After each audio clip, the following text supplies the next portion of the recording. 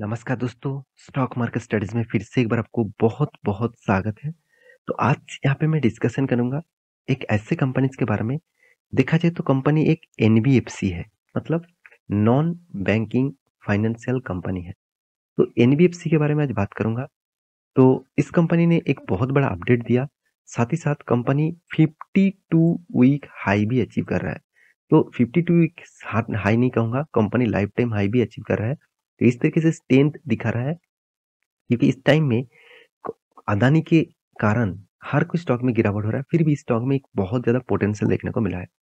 तो वीडियो को पूरा देखिए, मैं यहाँ पे बहुत सारा डेटा आपके सामने डिस्कस करूँगा, क्यों ग्रोथ हो रहा है, साथ ही साथ कंपनी ने एक बहुत बड़ा अपडेट दिया, एक अच्छा खासा बेनिफिट भी देने का कोशिश किया, वो भी मैं आपके साथ शेयर करूँगा। तो वीडियो को लास्ट तक देखिए और अभी तक आपने इस चैनल को सब्सक्राइब नहीं किया, तो ज़रूर कर लेना क्योंकि आपको daily basis stock market information update इसी चैनल के माध्यम से मिलता रहेंगे।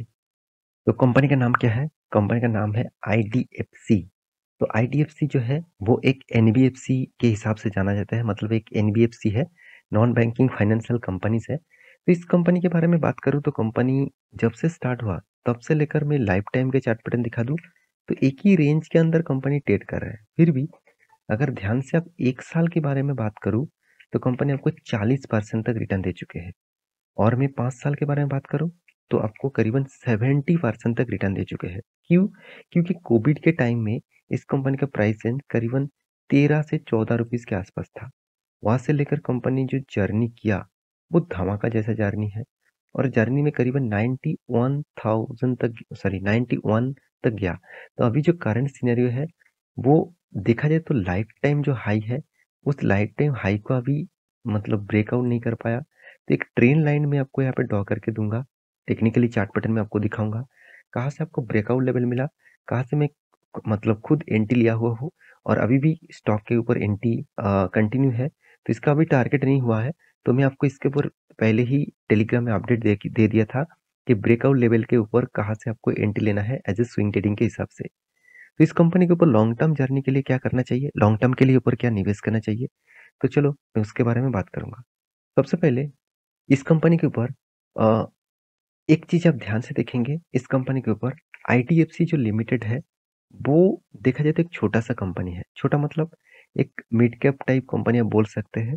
14,648 करोड़ के आसपास इसका मार्केट कैप है और कंपनी के टोटल इन्वेस्टर के बारे में बात करूँ, तो एफआईएस के पास कितना 21% के आसपास होल्डिंग है। तो ऑब्वियसली 37% का होल्डिंग था।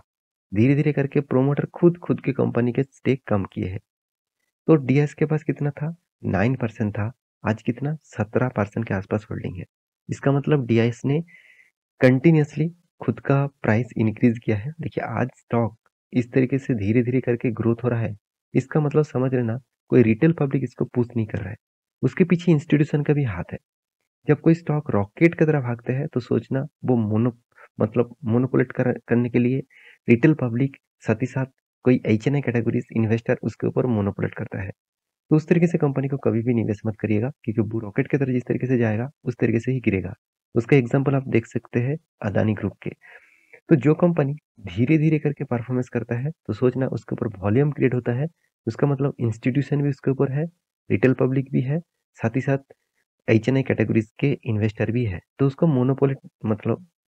मोनोपोलेट नहीं कर पाएँगे। तो गवर्नमेंट के पास भी इस कंपनी का 16% का हिस्सेदारी है। साथ ही साथ आप देखेंगे तो पब्लिक के पास कितना हिस्सेदारी है 44%। तो एफआईएस, डीआईएस, पब्लिक हर किसी के पास इस कंपनी का हिस्सेदारी देखने को मिलेगा। तो इस कंपनी के ऊपर निवेश करना क्या सही होगा?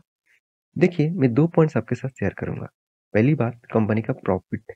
तो क प्रॉफिट तब देखा जाता है कंपनी का सेल्स के ऊपर। तो सेल्स का ग्रोथ के बारे में बात करूँ तो सेल्स ग्रोथ कंटीन्यूअसली नेगेटिव में है। 10 साल में, 5 साल में, 3 साल में और करंट सिनेरियो में देखा जाए तो कंपनी नेगेटिव में है। तो प्रॉफिट के रेशियोज़ के बारे में बात करूँ, तो हाल ही में फिलहाल इस सालों में और 3 साल में, इस दोनों सालों में कंपनी का प्रॉफिट देखने को मिला।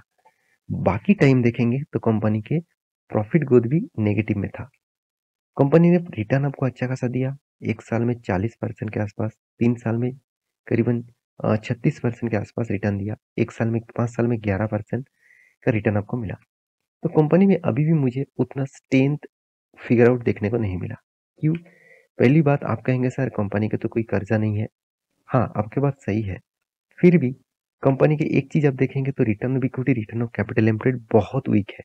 मतलब अभी बहुत स्ट्रगल मोड में है कंपनी। तो कंपनी क्या सेल्स ग्रोथ नेगेटिव में है।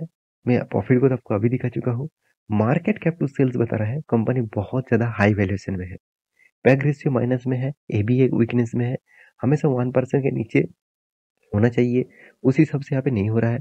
इंटरेस्ट कवरेज के बारे में बात करूँ तो 9200 के आसपास इसका इंटरेस्ट कवरेज है। क्यों? क्योंकि देखिए कंपनी का इनकम जो अच्छा है और कंपनी ने कोई डेप्ट नहीं लेके रखा, तो इसलिए इंटरेस्ट कवरेज बहुत ज़्यादा देखने को मिला। कंपनी ने अच्छा खासा डिविडेंड पे आउट देते हैं, तो 1.09% का डिविडेंड पे आउट दे चुके हैं। तो यही एक खुशखबर है कि कंपनी फिर से एक बार आपको डिविडेंड देने वाला है। तो कितना डिविडेंड देंगे? चलो मैं आपको दिखा देता हूँ। तो आपको जाना है कॉर्पोरेट एक्शन में और वहाँ से आपको मिलेगा डिविडेंड सेक्शन। तो देखेंगे तो 13 फरवरी में आपको कंपनी 11 रुपीस का डिविडेंड देने वाला है। सबसे बड़ा डिविडेंड, आज तक कंपनी इतने बड़ा डिविडेंड कभी नहीं दिया।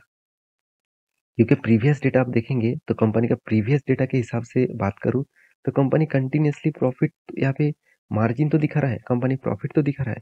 फिर भी कंपनी का जो सेल्स का ग्रोथ है, कंपनी का जो सेल्स का सॉरी कंपनी का जो डिविडेंड का जो ग्रोथ है वो आज तक 1 रुपया, 2 रुपया, ढाई रुपया इस तरीके से देखने को मिला था। आज डायरेक्ट 11 रुपीस का डिविडेंड क्यों दे रहा है? वो भी तो सोचना पड़ेगा ना। तो मैं आपको बीएससी के वेबसाइट के ऊपर लेके गया हूँ। यहाँ पे कॉर्पोरेट एक्शन में जाएंगे तो यहाँ पे डिविडेंड का जो हिस्ट्रीज है आप देखेंगे तो कंपनी ने जो डिविडेंड अनाउंसमेंट किया, जो हर साल में कंपनी डिविडेंड देता गया, तो उस हिसाब से कंपनी का डिविडेंड आज तक कभी भी 3 रुपया नहीं किया और डायरेक्ट 11 रुपया क्यों डिविडेंड दे रहा है? उसके पीछे सिर्फ एक ही कारण है, वो है कंपनी का प्रॉफिट एंड लॉस। तो कंपनी के क्वार्टरली बेसिस के बारे में बात करूँ तो कंपनी पिछले जो दिसंबर मंथ था वहाँ पे कंपनी ने प्रॉफिट किए थे करीबन 18 करोड़ के आसपास और वो रिकॉर्ड बन के अभी इस दिसंबर में कितना हुआ 270-72 करोड़ के आसपास। तो एक बहुत बड़ा स्ट्रेंथ बना, बहुत बड़ा खासियत बना। तो इसीलिए कंपनी ने डिसीजन किया स्पेशल डिविडेंड अनाउंसमेंट करने के लिए। तो कंपनी स्पेशली डिविडेंड दे रहा है। देखिए स्पेशल डिविडेंड तब दिया जाता है जब कंपनी की एक एक्स्ट्रा बेनिफिट होता है, एक एक्स्ट्रा प्रॉफिट होता है और कंपनी का एक्स्ट्रा बेनिफिट मिलता है। तो उस हिसाब से कंपनी के ऊपर डिविडेंड दिया गया है। तो क्या इस कंपनी के ऊपर निवेश करना चाहिए? देखिए मैं कंपनी के ऊपर एक बात कहूँगा, कंपनी में दम तो है, कोशिश तो कर रहा है वो इस बड़े-बड़े प्लेयर के साथ कम्पीट करने के लिए। फिर भी छोटे कंपनी है तो रिस्की तो होगा ही। उस हिसाब से आप रिस्क लेना चाहते हैं तो एक बार इस कंपनी के ऊपर डिटेल्स एनालिसिस करिए। कंपनी के स्विंग ट्रेडिंग के लिए बहुत अच्छा खासा प्लेटफॉर्म देखने को मिलता है। मैं आपको बहुत बार बोल चुका हूँ, मैं इसको टेलीग्राम में भी अपडेट दिया था। इस लेवल का अगर ब्रेकआउट होता है तो एक बड़ा मूवमेंट आपको दिखेगा और मोमेंटम जो है वो ऑब्वियसली इस लेवल तक जाएगा। अगर इस लेवल को ब्रेकआउट करते हैं तो मैं ज़रूर एक कंटिन्यूअसली करूँगा। अगर ब्रेकआउट नहीं करता, क्योंकि यहाँ पे देखिए 2 बड़े-बड़े रेजिस्टेंस है, साथ ही साथ 2 बड़े-बड़े सप्लाई ज़ोन भी है। मतलब रेजिस्टेंस के साथ-साथ सप्लाई ज़ोन भी है। तो उसी रेंज के आसपास देखने को मिला है। मेरे एंट्री लेवल हुआ है इस जगह पे, मतलब इस जगह पे, मतलब इस जगह पे मैं एंट्री लिया। आप कहेंगे सर आपका एंट्री लेवल तो बेस्ट होना चाहिए था इस लेवल में। मैं यहाँ पे एंट्री ले सकता था। इसके ऊपर मैं एंट्री लिया क्योंकि मुझे एक स्ट्रॉन्ग वॉल्यूम के साथ एक कैंडल चाहिए था। मुझे यहाँ पे स्ट्रॉन्ग वॉल्यूम के साथ कैंडल देखने को मिला, उसके बाद एंट्री लिया। तो मेरे एंट्री लेवल 76 के आसपास है और मेरा टारगेट इस लेवल तक रहेगा 94 के आसपास। मैं डायरेक्ट 94 में टारगेट नहीं लूँगा क्योंकि उसके आसपास जाने के बाद ही एक रिवर्सल देखने को मिल जाता है। तो ऑब्वियसली मैं जल्द से जल्द इसके ऊपर मतलब टारगेट बुक करूँगा क्योंकि मेरा स्टॉप लॉस इसके नीचे था और टारगेट इस लेवल में था। इसका मतलब 76 में एंट्री, 77 में एंट्री और अराउंड 92 के आसपास टारगेट। तो ये टारगेट भी कोई छोटा-मोटा टारगेट नहीं है। तो मैं बार-बार बोलता हूँ, किसी भी कंपनीज़ के ऊपर टेक्निकली चार्ट पैटर्न के हिसाब से आप स्विंग ट्रेडिंग करना चाहते हैं तो नीचे टेलीग्राम के लिंक के ऊपर जॉइन करिए। वहाँ पे आपको मतलब पूरा का पूरा डिटेल्स मिल जाएगा। तो मेरे वीडियो कैसा लगा ज़रूर कमेंट करना। इसी तरीके से कंटिन्यूअसली वीडियो बनाने के लिए चैनल को सब्सक्राइब भी करना। मिलते हैं नेक्स्ट वीडियो में, तब तक के लिए अच्छे से रहिए, अपना ख्याल रखिए। Bye bye.